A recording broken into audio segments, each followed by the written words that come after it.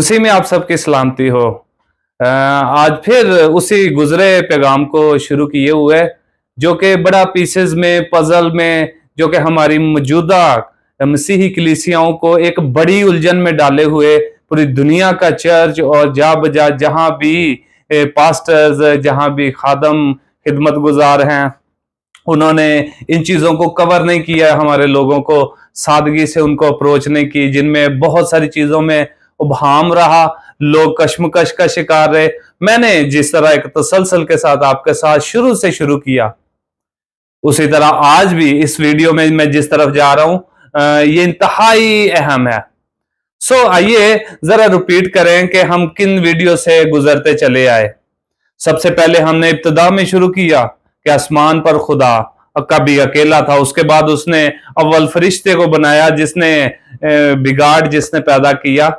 हाँ, इससे पहले कि मैं बात करता चलूं, जरूर है कि मेरी वीडियोस को तसलसल के साथ देखा जाए। जरूर है कि अगर आपको ये वीडियो मिलती है, आप देखते हैं, तो आप पिछली वीडियो से शुरू करके सीक्वेंस के साथ, एक तसलसल के साथ जो है आगे बढ़ते चले, तो फिर शायद किसी बात को आप जो है जहां तक मैं पहुंचाना चाहता हूं आपको, आप पहुंचे खुदा की समझ में।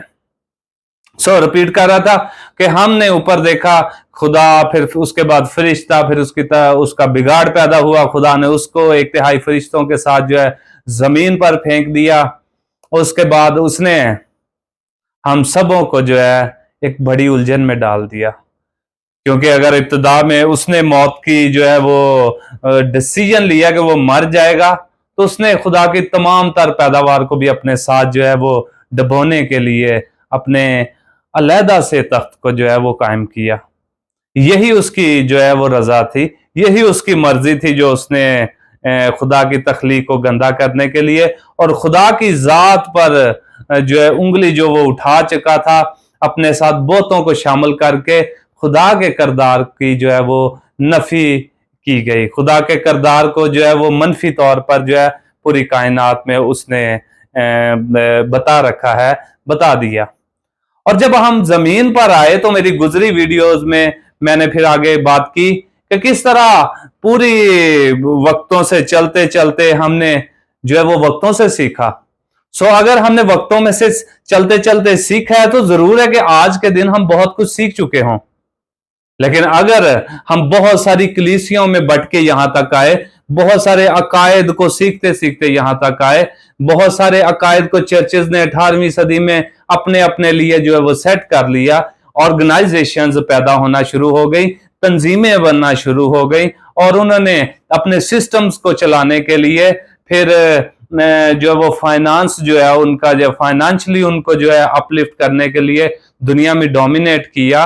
रोमन चर्च जो है, रोमन कलीस से वो जो है वो हुकूमत थी, फिर आहिस्ता आहिस्ता 3री सदी तक वो शेप कर गए एक चर्च में, फिर एक बहुत लंबा अरसा जो है वो एक हुक्मरानी चलती रही। 18वीं सदी में जाके जिस तरह बहुत से चर्च पैदा हो गए, प्रोटेस्टेंट चर्च, एहतजाजी कलीसियाएं, तो उन्होंने फिर जो जब आजादी ली कि बाइबल को वो पढ़ें, सुने और लोगों तक जा बजा पहुंचे, बहुत सारी पब्लिकेशन शुरू हो गई, लोगों ने लिखना शुरू कर दिया, तो उनमें से बहुत से अकीदे निकलना शुरू हुए, बहुत से अकायद ने जो है वो जगह लेनी शुरू कर दी, और वो चलते चलते आज तक हम देखें 100 से ज्यादा साल हो गए, कि 1 सदी से ज्यादा बहुत से हमारे पास पुराने चर्चेज हैं, बहुत से पुराने चर्चे आज भी वो जूं के तू बहुत से अकायद में जो है वो रिजिड हैं।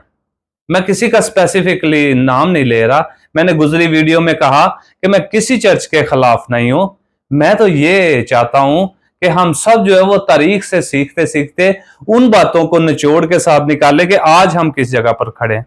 अगर बहुत से अकायद हमें मिले, तो बहुत से अकायद जिनमें ईमान का अकीदा, मौत का अकीदा, जिसमें सब्बत का अकीदा, फिर बपतिस्मे का अकीदा, जिसमें मसीह की दूसरी आमद के अकायद, मसीह की मौत के हवाले से अकायद, मसीह के दोबारा आने, इस दुनिया की बर्बादी और तमाम तर नबूवती पैगामात जो जोड़ते हुए अकीदों को जोड़ते हैं, इन तमाम चीजों को इस तरह सीक्वेंस के साथ देखें कि अगर हम उनमें दुरुस्तगियां पैदा कर लें, तो हम तमाम मसीही कलीसिया जो है वो शायद किसी एक बात पर इकट्ठ करके इब्लीस को जो है वो मात दे सके। सो यहां तक बात मैं अपनी खत्म करता हूं। आप सबको बड़ी फिक्र की जरूरत है और मेरे पैगामात आप सबके लिए इंतहाई जरूरी हैं। इसके साथ साथ मैं चलता चलूं, हम सब ने, मैं जब जब जब लोगों में होता हूं और ये वीडियोस के तसलसल से मैंने जब बहुत सारे लोगों को जो है वो इन वीडियोस के लिंक शेयर किए, लोग अपनी मर्जी से सुनना पसंद करते हैं। इस तरह का पैगाम हो, इस तरह का फ्लो हो। अब देखें, मिसाल के तौर पर मैं आपको कहूं, यसु आजा, रूह कुद्दुस आजा, आजा आजा आजा, वो यहां पर मौजूद है। मैं इस तरह से तो रूह की जो है वो तहकीर नहीं करता। मैं खुदा के रूह को इस तरह से जो है वो उसकी जो गैर मौजूदगी का जो है और फिर उसको बुला कर जो है इस तरह से कोई वो नुमाइंदगी नहीं करता। खुदा का रूह हर जगह हर जगह मौजूद है। खुदा के रूह को मुझे बुलाने की जरूरत नहीं है। पूरी बाइबल में देखें तो खुदा का रूह जो है वो हमारी अकल को जो है वो तकवीयत देता है, ताकत बख्शता है, और वो आप सीखते हैं, समझते हैं, कोशिश करते हैं, तो फिर जाके आपको इन तमाम चीजों का पता चलता है।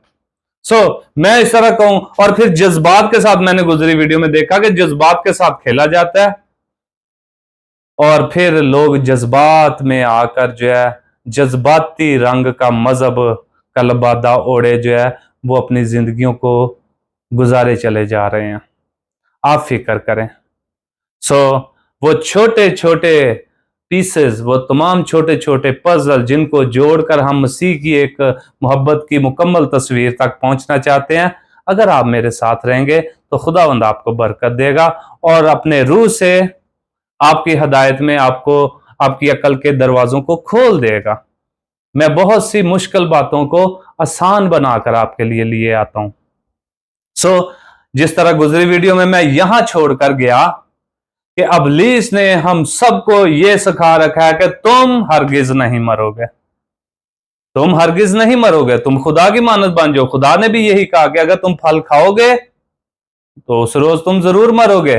यीशु मसीह की तालीमात का जो है वो एक खास कर निचोड़ रहा, जो मैंने आपको लास्ट वीडियो में बताया कि मैं चाहता हूं, खुदा चाहता है कि तुम मेरी मानत बन जाओ। खुदा चाहता है कि हम खुदा की मानत बन जाएं। इब्लीस ने भी यही बात को जो है वो अडॉप्ट किया और यही हमें सिखाया कि तुम खुदा की मानत बन जाओगे। क्या इस बात में शक था कि हम खुदा की मानत पहले नहीं थे और वो हमें खुदा की मानत बनाना चाहता है? या खुदा यीशु मसीह हमें अपनी तालीमात में ये सिखाते रहे कि हम खुदा की मानत बने। जिस तरह का बाप है उस तरह का बेटा, और जिस तरह का बेटा है उसी तरह का हम बने, ताकि हमेशा की जिंदगी में जा सके। ये चंद एक भेद की बातें हैं। क्योंकि ये बहुत सी मुख्तसर वीडियो है, इसलिए आप मेरे ख्यालात को अपने ज़हन में बसाए बैठ के दुआ किया करें और छोटे छोटे फिक्र के पैगाम से मेरे साथ आगे बढ़ते चले जाएं। खुदावंद आपको बड़ी बरकत बख्शेगा।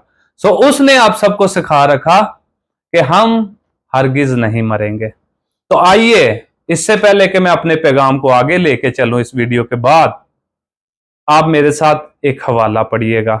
इब्लीस ने हमें कहा कि हम हरगिज नहीं मरेंगे। अगर हम तीसरे बाब की चौथी आयत पढ़ें तो उसने जब हवा को कहा कि जरूर है कि तुम अगर ये फल खाओगे तो तुम हरगिज नहीं मरोगे, बल्कि तुम्हारी आंखें खुल जाएंगी और तुम खुदा की मानत बन जाओगे।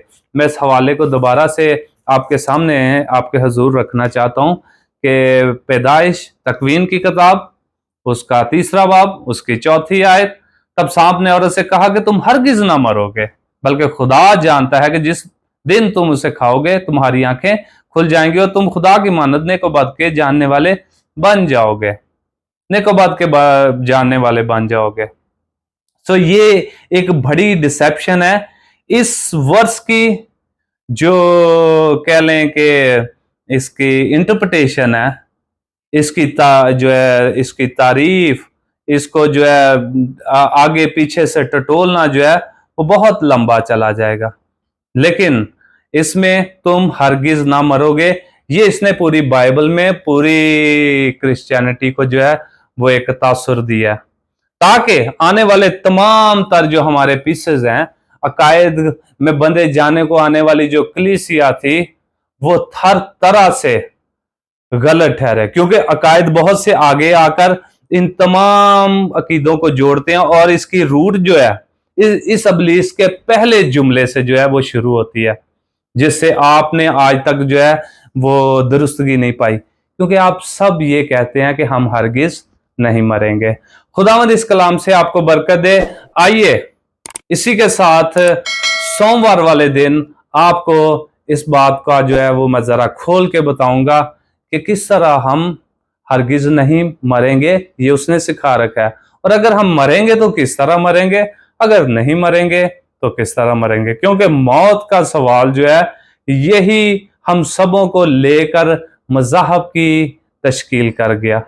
ना महज मसीही बल्कि गुजरे दौर में जो इजिप्शियंस थे, मिस्री लोग थे, बहुत से जो और मज़हब के लोग, हिंदुइज़्म, बुद्धिज़्म, हम तमाम जो इंसान हैं, हमेशा से मौत एक सब के लिए एक मुअम्मा रहा है, हम सबों के लिए एक सवाल रहा है।